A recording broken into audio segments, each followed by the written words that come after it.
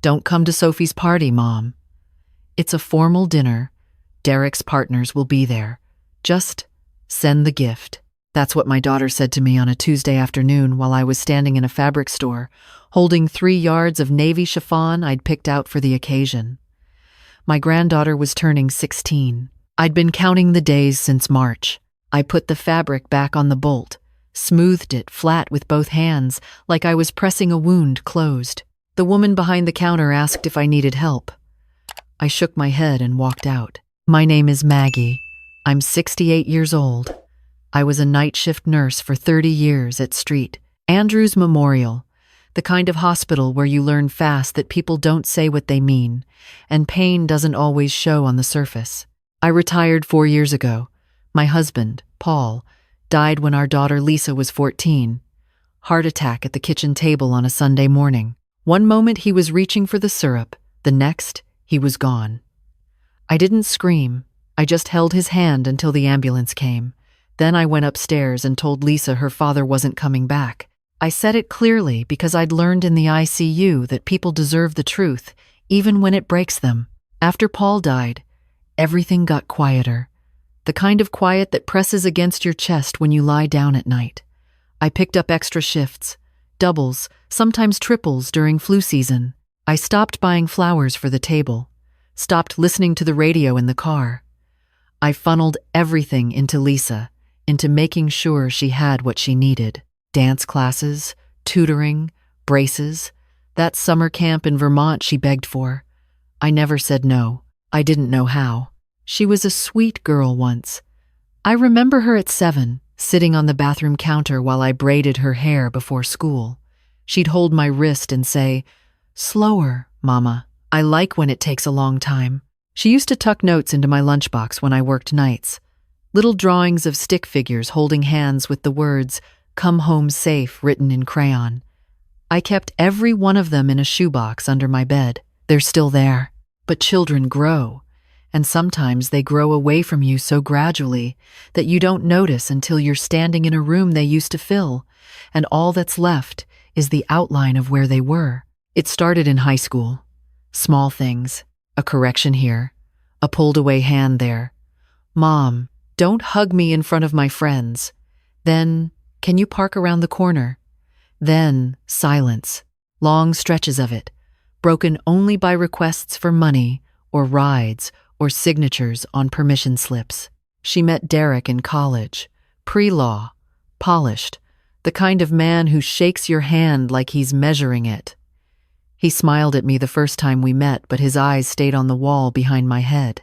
I noticed. Nurses always notice what people try to hide. They married young. I offered to help with the wedding, Lisa said.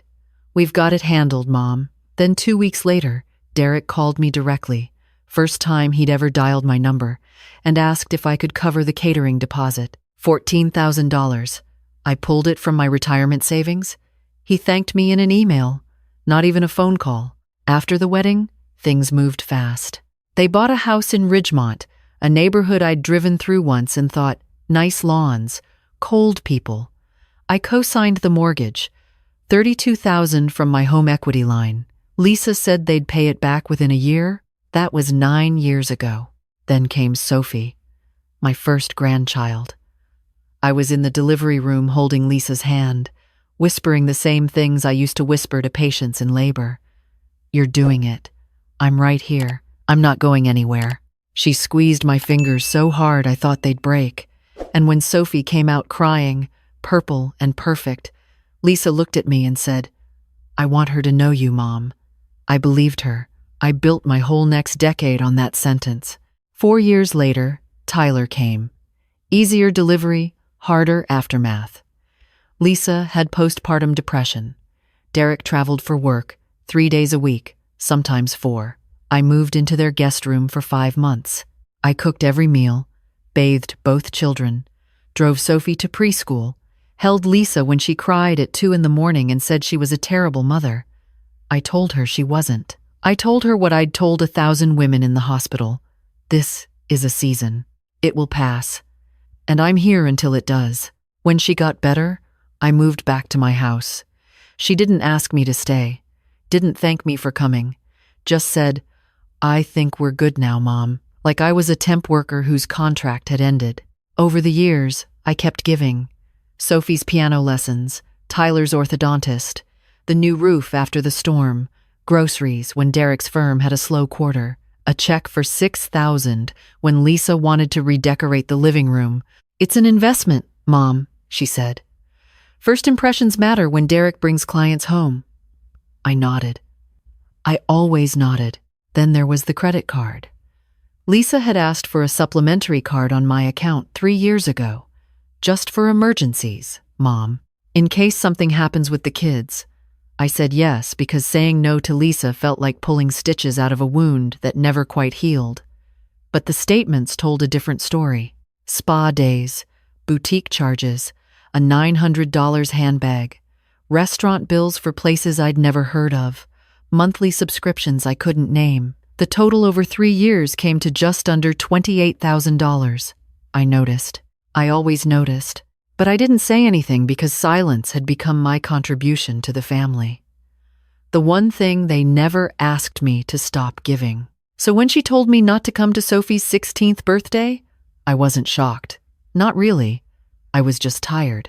The kind of tired that doesn't come from working nights. The kind that settles in your bones when you realize you've been paying for a seat at a table where they keep moving your chair further away. But I went anyway.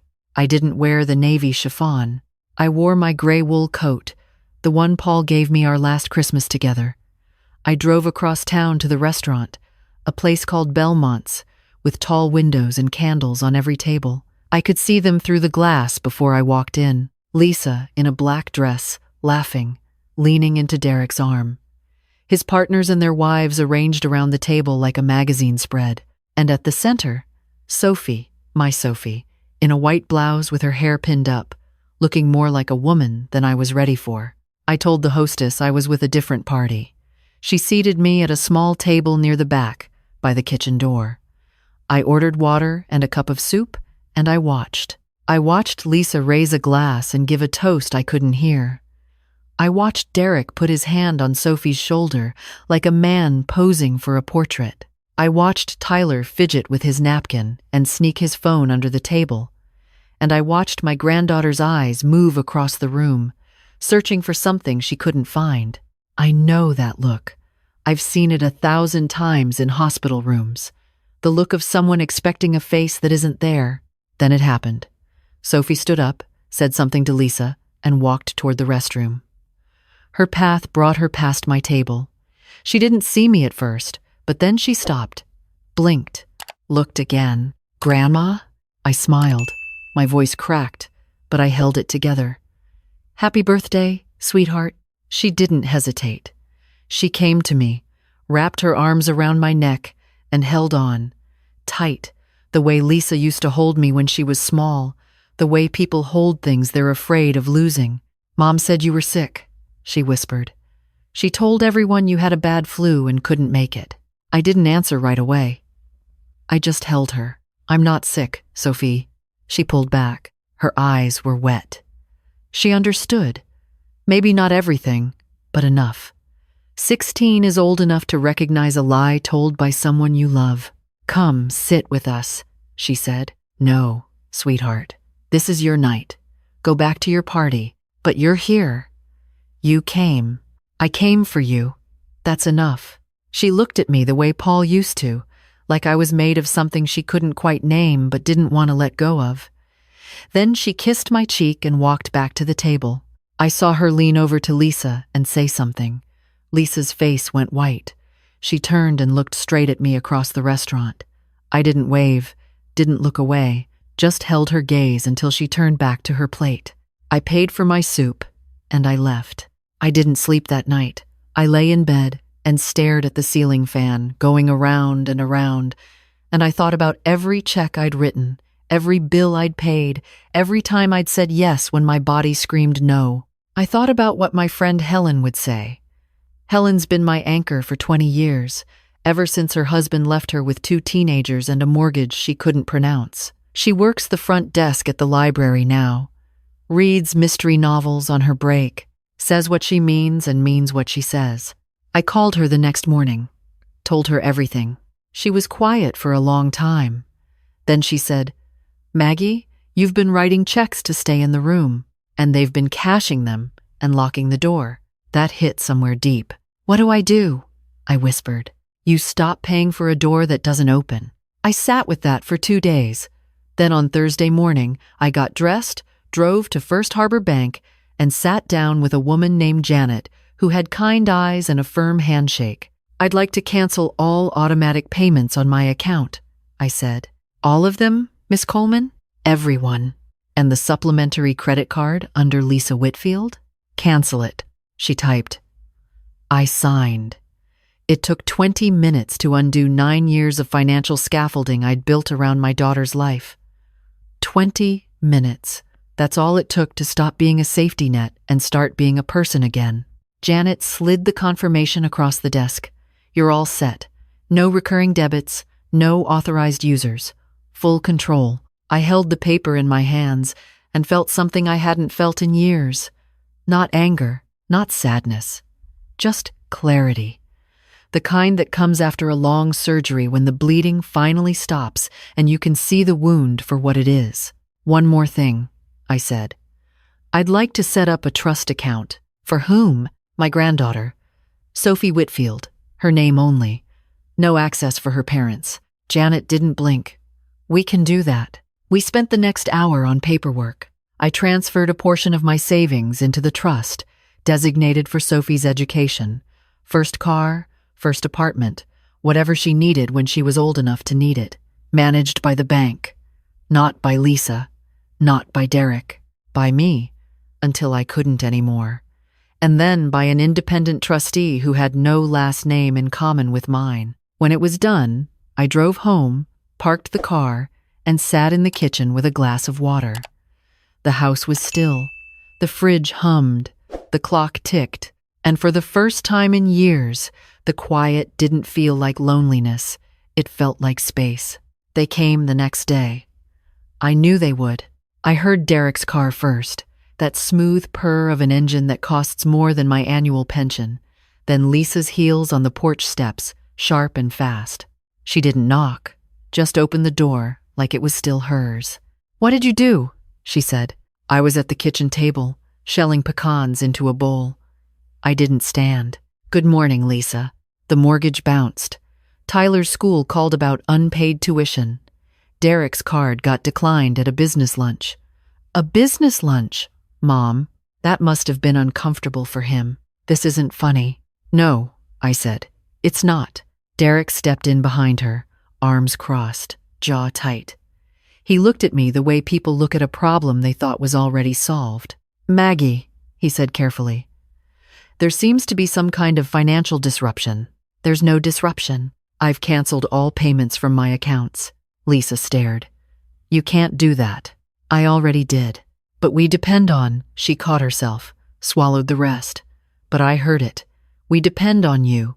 And there it was. Not gratitude. Dependency. Like I was a faucet they'd left running and someone finally turned the handle. "Why?" Lisa said, and her voice broke just enough that I almost wavered. "Because I went to Sophie's birthday and sat alone by the kitchen door while you told everyone I had the flu." Silence. "Because I've paid $28,000 on a credit card you said was for emergencies." Lisa's face changed. "Because I co-signed a mortgage you never paid back. Because I funded a life I'm not allowed to be part of. Because the last time you called me without needing something was 3 Christmases ago, and even then you hung up after 6 minutes." Derek shifted. Lisa looked at the floor. "I'm not doing this to hurt you," I continued. "I'm doing this because I'm 68 years old, and I've spent the last decade being useful instead of being loved, and I can't tell the difference anymore." Lisa sat down. Not in anger, in something heavier. "Mom, I didn't mean for it to." "I know you didn't mean it.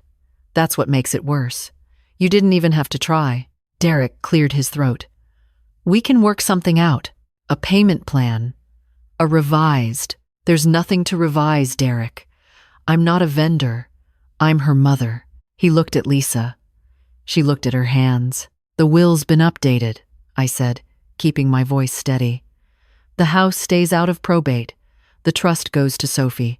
Everything's legal, documented, and done. Lisa's head snapped up. You changed your will? Yes. To Sophie? She's 16. She's the only one in this family who was happy to see me. That landed. I watched it hit her like a wave she didn't see coming. Her eyes filled, not with remorse, not yet, but with the shock of something permanent. The realization that the foundation she'd been standing on had a name and a heartbeat, and it had finally stepped aside. She stood. This isn't fair. No, I said. What's not fair is being told to stay home from your granddaughter's birthday so you don't embarrass anyone. What's not fair is 30 years of night shifts and an empty chair at every holiday. This is just honest. They left without saying goodbye. The screen door slapped shut. I watched through the window as Derek reversed too fast and Lisa stared straight ahead, rigid, like she was holding herself together by force. I finished shelling the pecans. I made a pie. Not for anyone, just for me. Helen came by that evening with a bottle of wine and 2 mismatched glasses. She poured without asking, handed me one, and sat across the table. So, she said, it's done. How do you feel? I sipped the wine. It was cheap and slightly too sweet, exactly like Helen. Like I just clocked out of a 30-year shift nobody was paying me for. She laughed. Not loudly. Just enough. You did the right thing, Maggie. I know. She'll come around. Maybe. Maybe not. But that's not why I did it. Helen nodded. She understood. Women like us don't make these choices for applause. We make them because one morning you wake up and the weight of being invisible is heavier than the fear of being alone. We sat in silence for a while. Outside, the oak tree rustled. A dog barked 2 streets over. The world kept going the way it always does, steady and indifferent and strangely beautiful. You know what I keep thinking about? I said. Tell me. That shoebox under my bed. The one with Lisa's drawings from when she was 7. The come home safe ones? Yeah. I keep wondering when she stopped wanting me to come home, when I became the thing she needed to manage instead of the person she needed to hold. Helen reached across and put her hand over mine. That's not your fault. I know. But it still hurts. It's supposed to. The letter from Derek's firm arrived the following Monday. Thick envelope, typed on letterhead, professional language masking a personal wound. Something about reconsidering the abrupt cessation of long-standing financial arrangements and exploring mediation to preserve family cohesion. I read it once, set it on the counter, and made coffee. Then I pulled a note card from the drawer, one of the ones with pressed wildflowers on the front. I wrote in my best handwriting, Dear Lisa, there is no misunderstanding. I love you, but I will not fund a life that has no room for me. If you'd like to talk, truly talk, you know where I live. The door is open. It always has been. Mom, I mailed it that afternoon. Sophie called that weekend. Not Lisa, not Derek, Sophie. Grandma, are you okay? Mom's been weird all week. I'm fine, sweetheart. Did something happen? She won't talk about it. It's between me and your mother, but I want you to know something. What? I set something up for you at the bank. For your future. It's yours. Not your parents. Not anyone else's. Just yours. A pause. Then, softly. Why? Because you looked for me in the room. Because you still hold on when you hug me. Because I want at least one person in this family to have something that isn't tied to a condition. She was quiet. I could hear her breathing. Can I come over this weekend? She asked. I'll make pie. She came on Saturday. Tyler came too, which surprised me. They sat at my kitchen table and ate pecan pie and told me about school, about friends, about a boy Tyler liked but was too shy to talk to. Normal things, simple things, the kind of things I'd been starving for. Sophie helped me wash dishes, standing side by side at the sink, sleeves rolled up, warm water running over our hands. She didn't say anything for a while. Then quietly, without looking at me, she said, I don't want to be like her, Grandma. I turned off the water, looked at her. You won't be. Not if you keep asking yourself that question. She leaned her head against my shoulder. I put my arm around her, and we stood there in the kitchen, the two of us, while the afternoon light came through the window and the house felt full again. Not with noise or obligation, just with presence. The simple, irreplaceable weight of someone choosing to be there. That night, after they left, I did something I hadn't done in years. I sat at the piano bench. I don't have a piano anymore. I gave it away last spring to the community center. But the bench stayed, and I sat on it in the empty space where music used to be, and I closed my eyes, and I let myself feel everything I'd been holding. Not grief, not anger, just the quiet ache of a woman who spent her whole life keeping other people warm and forgot she was cold. But I'm not cold anymore. I'm awake. I'm here. And I'm done apologizing for taking up space in my own life. If you're listening to this, if any of it felt familiar, if you've ever sat in the back of a room you paid for and wondered why no one saved you a seat, I want you to hear this. You are allowed to stop. You are allowed to say enough. You are allowed to choose yourself without guilt, without permission, without a single person telling you it's okay. Because it is okay. It always was. And if you've been waiting for someone to tell you that, well, here I am, sitting in my kitchen, drinking tea from a chipped cup, telling you what no one told me until it was almost too late. You matter. Not for what you give, not for what you pay, not for what you carry, just for who you are. And that, my dear, is more than enough. If this story touched you, leave a comment. Maybe it's time you told yours, too. And don't forget to subscribe to Gwendolyn's Stories for more.